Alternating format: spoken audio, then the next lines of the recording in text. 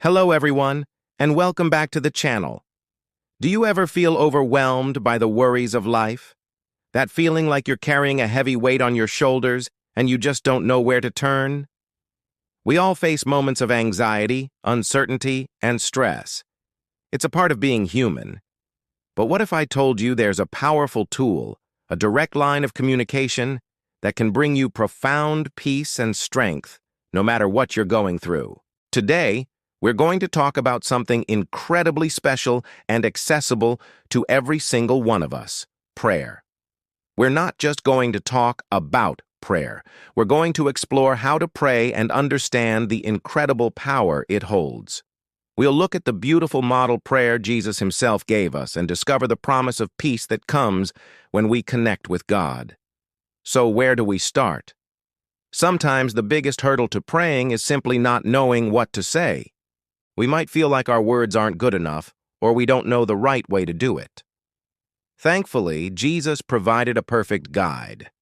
In the book of Matthew, chapter 6, verses 9 through 13, his disciples asked him, "Lord, teach us to pray." And his response is what we now know as the Lord's Prayer. It's not just a set of words to repeat, but a beautiful template for our own conversations with God. Let's break it down, line by line. It begins with "Our Father in heaven, hallowed be your name." Right away, this sets the tone. We're approaching God not as a distant, intimidating force, but as a loving Father. The word "our" reminds us that we are part of a global family of believers. When we say "hallowed be your name," we are expressing reverence and worship. It's a moment to pause and acknowledge God's holiness, His greatness, and His majesty. It centers our hearts on who He is before we even start listing our needs. It's about putting God first, honoring His character and His presence in our lives. Next, it says, "Your kingdom come, your will be done, on earth as it is in heaven." This is a powerful declaration of surrender. It's us saying, "God, I want what you want.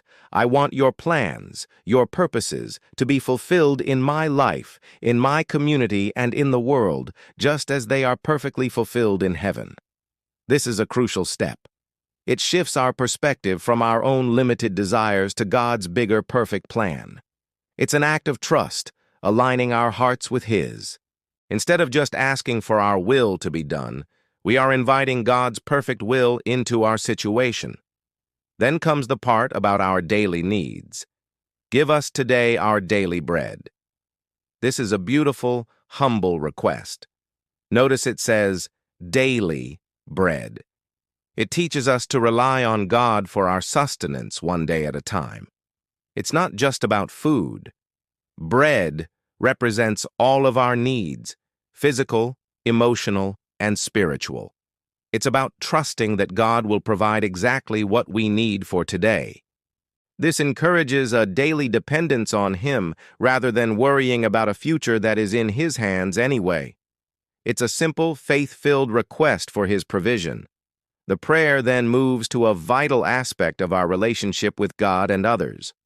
"And forgive us our debts, as we also have forgiven our debtors."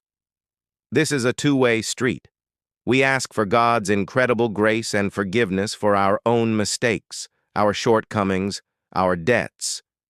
But it comes with a condition: that we extend that same forgiveness to others who have wronged us. This can be one of the hardest parts of the Christian walk, but holding on to bitterness and resentment only harms us. By forgiving others, we unlock our own hearts to fully receive the freedom of God's forgiveness.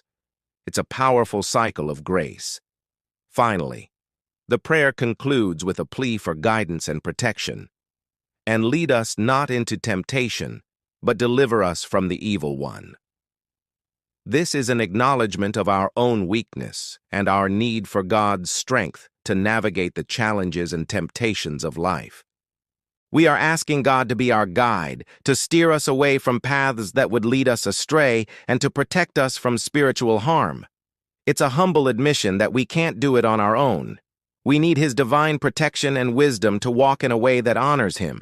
So the Lord's Prayer isn't a magic formula, but a framework. It teaches us to start with worship, surrender to His will, trust Him for our daily needs, practice forgiveness, and rely on Him for guidance and protection. You can use this structure to build your own personal prayers, filling in the details of your own life. Now, let's talk about the incredible power of prayer. Why do we do it? What actually happens when we pray? The Apostle Paul gives us a breathtaking answer in his letter to the Philippians, chapter 4, verses 6 and 7.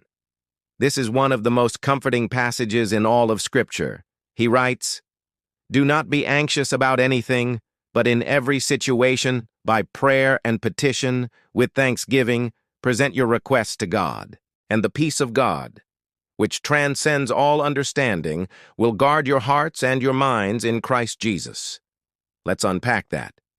Do not be anxious about anything. That's a radical command.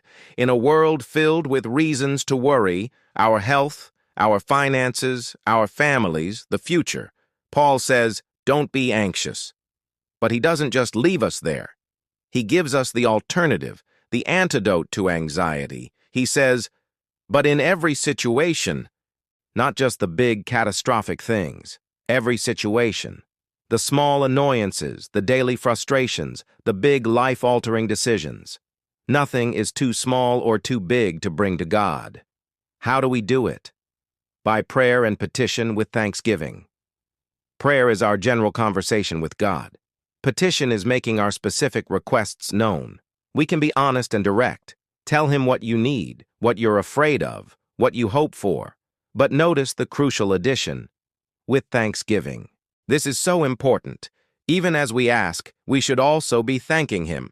Thank Him for who He is, for what He's already done, for the blessings we often overlook. A grateful heart shifts our focus from our problems to our provider. It builds faith and reminds us of God's faithfulness in the past. And what is the result?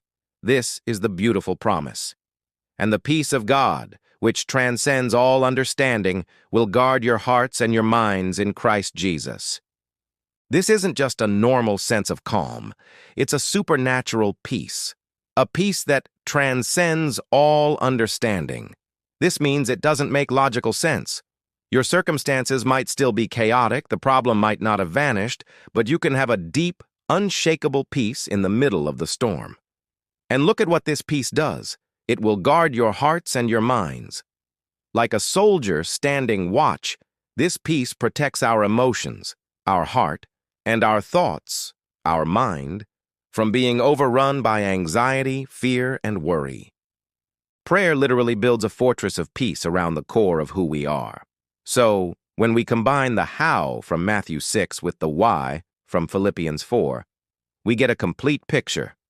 We come to God as our Father. We worship Him. We align our will with His. We trust Him for our needs. We live in forgiveness. And we ask for His guidance. We do all of this with a thankful heart.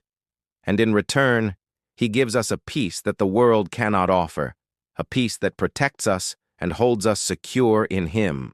Prayer isn't about changing God's mind, but about changing our own hearts. It's about connecting with the source of all peace, strength, and love. It's about inviting Him into every part of our lives and trusting that He is in control. If you're feeling anxious today, I encourage you to try this. Find a quiet place. Start by thanking God for 3 things. Then, using the model of the Lord's Prayer, talk to Him. Tell Him what's on your heart. Be honest. Be real. And then rest in the promise that His peace will guard your heart and mind. Thank you so much for joining me today. I hope this has been an encouragement to you. If it has, please consider liking this video and subscribing to the channel for more content like this. Let me know in the comments how prayer has brought peace to your own life. I love hearing your stories. God bless you, and I'll see you in the next video.